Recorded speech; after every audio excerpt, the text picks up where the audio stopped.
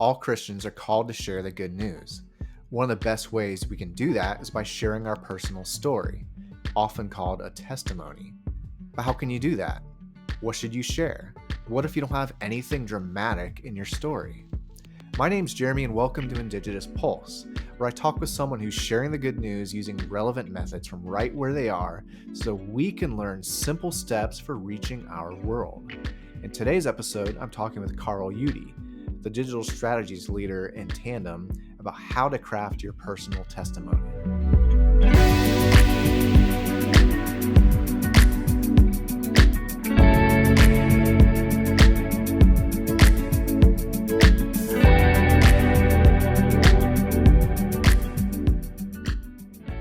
Thanks so much for joining us. I'm glad to have you on here sharing with us. Yeah, it's a real pleasure to be here with you, Jeremy. So can you tell us briefly about yourself? I'm a Kiwi. That's someone from New Zealand, not a fruit. And so I've been serving with crew in different parts of the world over the past 20 years, including in Hong Kong, in Asia, spent a year in the US, and lately I've been back here in New Zealand leading our digital strategies. And we're going to be talking a lot about personal testimonies today, but that's sort of a Christianese term. So can you sort of just define what is a testimony? Yeah, I find that using that particular word is not always helpful because people bring their baggage that they have with it. When I am wanting to train someone or teach someone how to share, what we really want is their story of how Jesus has changed their life. And so what I want people to think about is like, what's one way that Jesus changed your life? And the really good thing about this is that for people who have had their lives changed by Jesus, is that actually there are multiple ways that Jesus has changed our life. And so we can talk about, one day we might give one particular, let's just keep using the word testimony because that's what people brought in, one particular testimony about one way that Jesus changed your life. Another day, talking to a different person, you're telling another testimony about another way that Jesus has changed your life.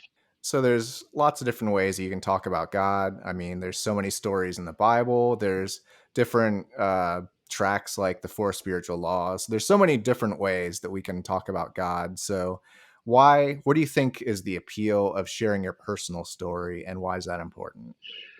So I think there are two words there that you've got that are really important. One is personal. And as humans, we are relational beings. And so when we have that personal connection, then we're able to develop empathy and we build that common ground. And that's really important in any part of life, but particularly as we're wanting to encourage people towards taking steps of spiritual growth, steps closer to God. But the other word there is story. And the story is something that is really important. And I think it's been perhaps a bit neglected in how we train people to talk about their personal testimony.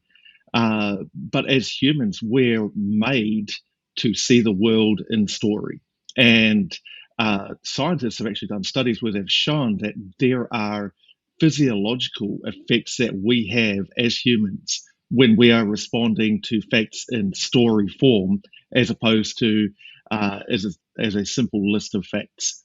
Yeah, that's fascinating. And, we would rather watch a movie or TV show of a story playing out than read a bunch of dry facts anyway. So I think it kind of relates to that. It's just it's more interesting and more memorable. Mm-hmm. Absolutely. So you've actually done some training where you've helped other people craft their own story. Can you tell us about that? Yeah, so it started because I was getting a bit frustrated with some of the previous training which we'd had for testimonies, which it made it difficult for some people in particular to be able to tell a good story because it was focused on a chronological account of what happened, and that works well if someone has had, so this is like the before, how, after structure. And this works well if someone has had a particularly dramatic conversion experience. But for a lot of people, their conversion experience may not be particularly dramatic. And it may even be when they were a child, in which case the before part is sort of like, well, what do I have to say about this? And Right. and so this makes telling good stories hard with that sort of a structure. And so what I try to focus on when I'm doing the training is helping people again think about one particular way that Jesus has changed your life and being able to put that in a story structure. Yeah, that's so helpful because I was just thinking, I think it's something um, I've struggled with in the past of when someone wants to hear my story, I'm like, well, it's not that interesting. There's nothing super dramatic in it. I don't have like a remote road to Damascus moment or something. Yeah. And so one of the reasons you did the training is you don't need that for a good story. No, we don't. Because uh, when we think about it, we all have these experiences in our Christian life where we can see that God was working in that particular series of events, in the way that everything was working out at that point. And sometimes it's like it's not until we're further on down the track we see, oh, God was really in that, and I can see that He orchestrated things for our good. Yeah, that's really helpful. So you've talked about having like that one thing. What are some other elements in a good story that, if I'm making a list of trying to sort of brainstorm what I want to talk about, what are some things that can help me? Um, so, some good things to have in a story. First of all, vulnerability. Mm, Vulnerability is something that's really important in stories because especially in personal stories, because it helps to develop that empathy, and so we're letting people into our lives, and the natural thing about vulnerability and empathy is that when one person shows vulnerability and shares something deep about themselves, then that makes it a lot easier for the other person to open up and be vulnerable themselves. And so, sharing personal stories where we are vulnerable about, our feelings or experiences that maybe we're not particularly proud of, or they might even be a little bit scary to share. That's something which is very powerful in testimonies. Another important thing is honesty. Just sharing about what things are really like for you. That's something which is very important. That we are sharing what really happened, and we're sharing how we really felt and how things really affected us. And a third thing that I would mention would be surprise. You know, mm. any time that a story gets us to a point where it can surprise, say, "Oh, I didn't see that coming." We know that we're really engaged in the story, and we can think about, like you said before, the movies that we watch. It's those times when it's like, "Oh, I didn't see that coming," but when you think about everything beforehand, it's like, "I should have seen that." So that surprise, where everything all of a sudden makes sense, is it's a wonderful thing if that can come out in the story.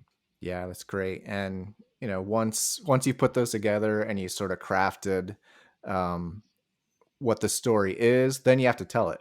And I'm reminded of the quote that the medium is the message, Mhm. and so your message is going to be different depending on how you're sharing it. If I'm sitting face to face with a cup of coffee with someone, I might share my story differently than I would share it on TikTok or Instagram or Twitter. So, do you have any advice about sharing a story digitally on social media or online? Yeah, well, when you're talking about those examples, obviously sitting down with a cup of coffee, you can tell a lot longer story and go into more detail. Mhm. But with some of those different media that you're talking about, something like TikTok, where you have a very short limit of the length of video that you can post, and so that is going to um, necessarily control how long and how much detail you're going to put into your story.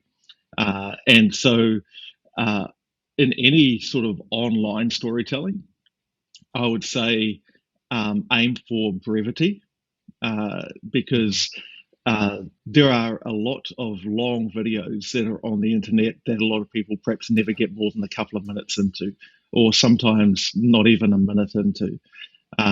And so I'd say keep things as short as you can while being able to actually tell the story. That would be the first thing that I would mention.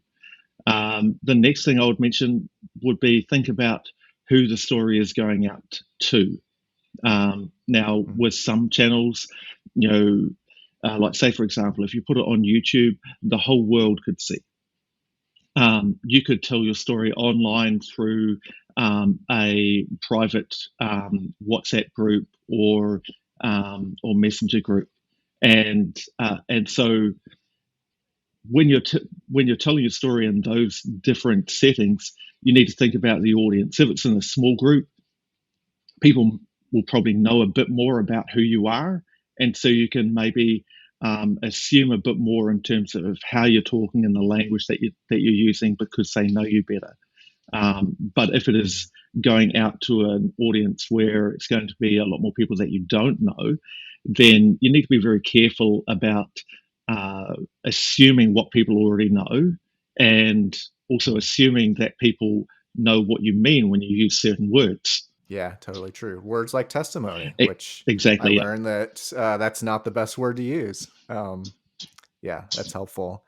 So yeah, this is really great information. I know for me, a lot of times it helps to just have an example of a good one. So, can you share your testimony with us, or Sure. one of yours? You probably have more than one. Exactly, and I think this is a great thing. So I'll share, about one way that Jesus has changed my life, and so for me, um, growing up, one of the things that I've struggled with is, I guess, worry about things, but also regret about where things haven't gone as Mhm. well as I wanted. So if I had made a mistake, failed a test, and I can remember, doing badly on a test in school and being in tests, I just couldn't cope with with the feeling of I didn't do as well as I wanted to, and it just felt as though my life had gone off track in the middle of that,